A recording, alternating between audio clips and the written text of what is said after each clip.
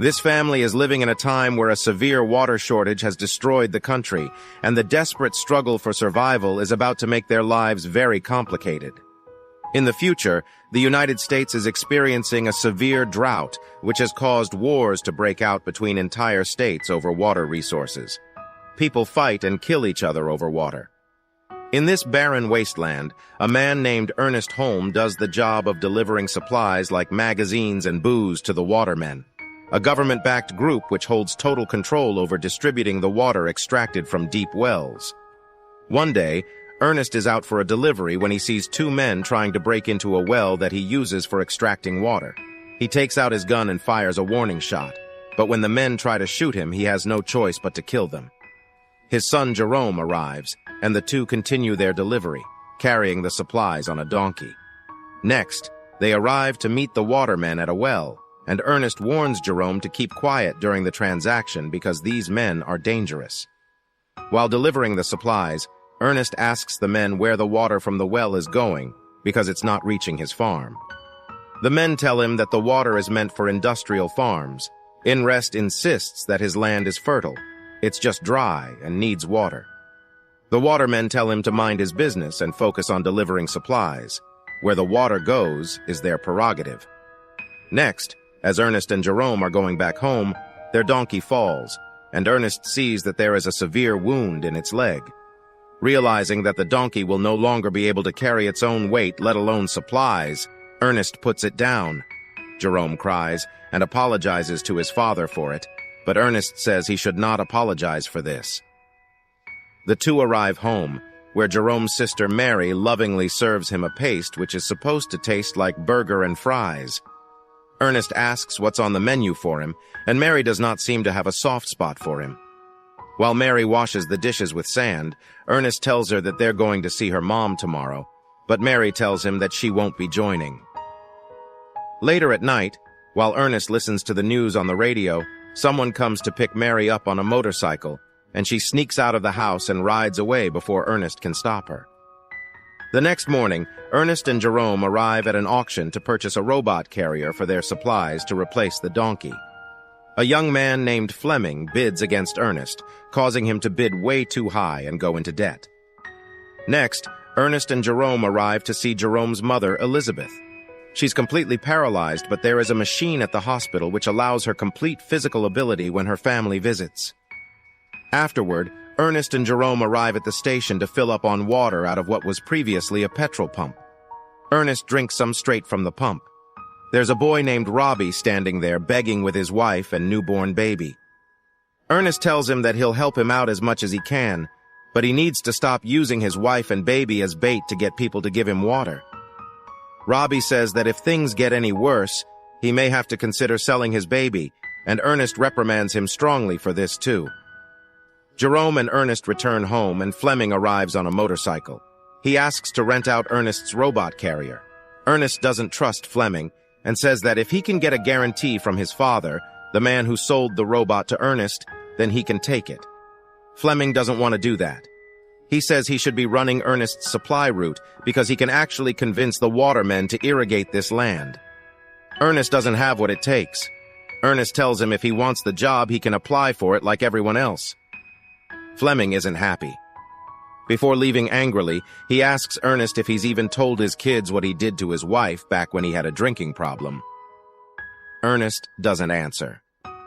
The next day, Ernest and Jerome run their first supply route with the robot.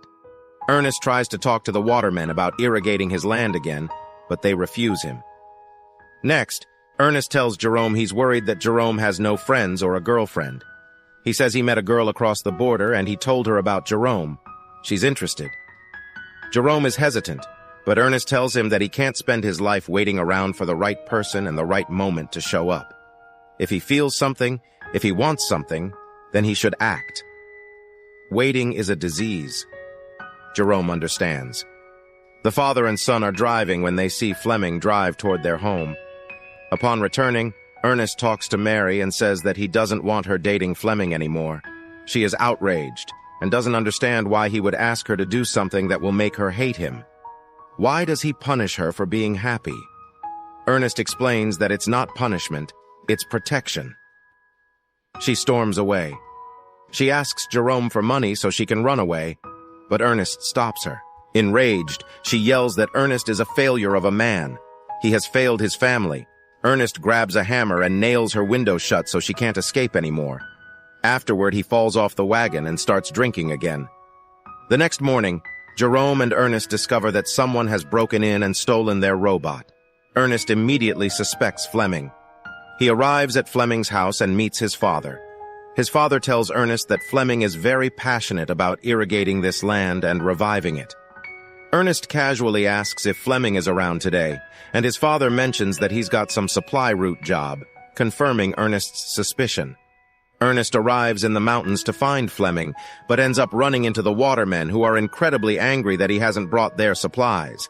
He ends up getting in a fight with one of them and almost gets killed, but he manages to grab his gun and escape. Next, Ernest finds Fleming sleeping and wakes him up with a gun to his face. He takes Fleming hostage and says that he is going to explain this whole situation to the watermen to make it right again. On the way, Fleming becomes thirsty and asks Ernest for some alcohol from his supplies. Ernest considers for a moment and then cuts him loose. The two sit down to drink. Fleming apologizes and says that it's just not fair that the land which belonged to his father was allotted to Ernest, who has no skills or money. It was allotted to Ernest simply because Fleming's father was from a different state. Fleming blames Ernest for the land running dry. During the conversation, Fleming also notices the knife of the waterman Caleb, who Ernest fought with. Ernest tells him to get up so they can continue walking, but he's too drunk to carry on, and Fleming takes advantage of the situation, knocking Ernest out with a rock and force-feeding him more alcohol to keep him quiet. Next, Fleming arrives to pick Mary up, and as Jerome sees her leave, he realizes something is not right. He goes out to look for his father. He arrives in the mountains where the men inform him that there has been an accident with the robot, and as a result, his father has passed away. After Ernest's funeral, Mary and Jerome arrive to see their mother at the hospital, and when they are leaving, Fleming arrives to pick them up. At home, Fleming sees Jerome trying to destroy the robot because he blames it for Ernest's death. Fleming tells him that he shouldn't let his grief turn into blame because blame is just a lazy person's way of making sense of the chaos of life. It would be very wise advice if he wasn't directly to blame for Ernest's death. He asks Jerome if he can take the robot on a supply run for a while and take a crack at trying to convince the watermen to irrigate this land. Jerome is against this idea, but then Fleming tells him that Mary is pregnant and he wants to do this for Jerome's future nephew or niece. Jerome agrees. Fleming arrives to meet the waterman Caleb and asks him to irrigate Ernest's land. Caleb refuses, but Fleming blackmails him, saying he was in a fight with Ernest the night he died, so he is the prime suspect for his death. Furthermore, he shows Caleb his knife and says that it was found with Ernest's body. Fearing a criminal investigation against him, Caleb agrees to run a water line to the land. Several months later, the water line is inaugurated, and the first thing Fleming does is take a shower with Mary, because of course he does. Next, it is revealed that the land is indeed fertile, as the months pass and healthy crops grow on it. Mary and Fleming end up getting married and building a happy life together, but as Fleming sees her being joyful, he can't help but think about what he did to her father. It is revealed that he tied Ernest's hand to the robot and made it drag him up the mountain. One day, Fleming's father arrives with representatives from the bank, and Fleming is enraged that he is discussing the future of his land without consulting him. His father says that the land is not his. Fleming says that the land belonged to Ernest, and since he married his daughter, it's his now.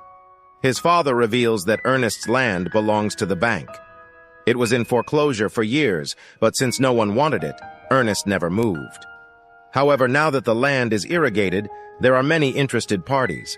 Fleming asks how much Ernest owed to the bank, and his father says that it's more money than he will ever be able to afford. Next, Fleming arrives to see Robbie and asks to borrow his baby, just so he can take it to the black market and get an idea of how much a baby sells for, because he is considering selling his and Mary's. Robbie and Fleming arrive at the market, but unbeknownst to Robbie, Fleming is actually selling his baby. Robbie is horrified when he learns this, but the buyer says that the deal is already done and he can't back out. He starts making a scene, and the buyer shoots him. They try to shoot Fleming too, but he runs away. However, the robot he took with him gets damaged in the process. Afterward, the robot restarts, and its default setting is restored. The default setting makes it walk back to its manufacturer. Fleming returns home and tells Mary and Jerome that he sold the robot to raise the money to buy the land back from the bank, but Jerome is suspicious. The robot returns to the manufacturer, who calls Ernest's home because his name is still on the license plate. Jerome picks up the call, and learning that the robot just wandered somewhere makes him even more suspicious. Next, Fleming sees Robbie's wife Susie sitting around holding a doll wrapped in a blanket, and asks her why she's doing this. Distraught, Susie says that Robbie told her to do this until he came back, so that people would not get suspicious. Jerome spots the two talking and sees a doll's leg sticking out of the blanket. Later, he tries to indirectly inquire Fleming about it, but he just gets angry and authoritative, treating Jerome like a child. Jerome decides to go across the border and meet with the robot's manufacturer himself. He's a minor, so that guards at the border don't let him through, but he runs into the girl that Ernest told him about earlier, named Anna, and she tells him that she can smuggle him across for the right price. After they get across the border, the two converse and bond. Jerome asks Anna if she remembers meeting Ernest home, but she says that she does not, and leaves. Next morning, Jerome meets with the manufacturer, and he shows him the footage from the robot. Through the footage, Jerome learns the truth about what Fleming did to Ernest. He is devastated. Upon returning home, instead of confronting Fleming, Jerome starts messing with him in little ways, like bringing the robot back and saying that it appeared on its own. He goes too far one night over dinner, as he says that he received a call from Robbie.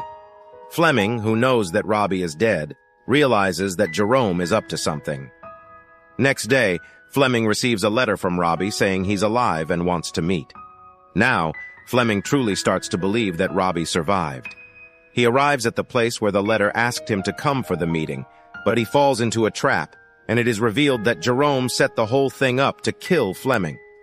Fleming begs for his life and pleads with Jerome to not do this. He tries every argument. He says that this will crush his sister and make her hate her own baby.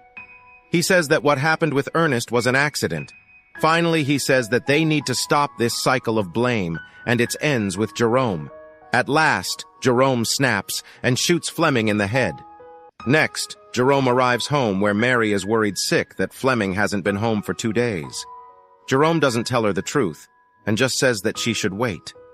She still sees him as a little boy to be looked after, so she just smiles and puts on a brave face for him, unaware of what he's done.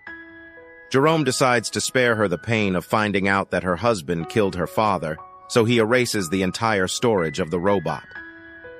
Jerome and Mary sit down for lunch, and Mary sets out a third plate for Fleming, hoping he'll return.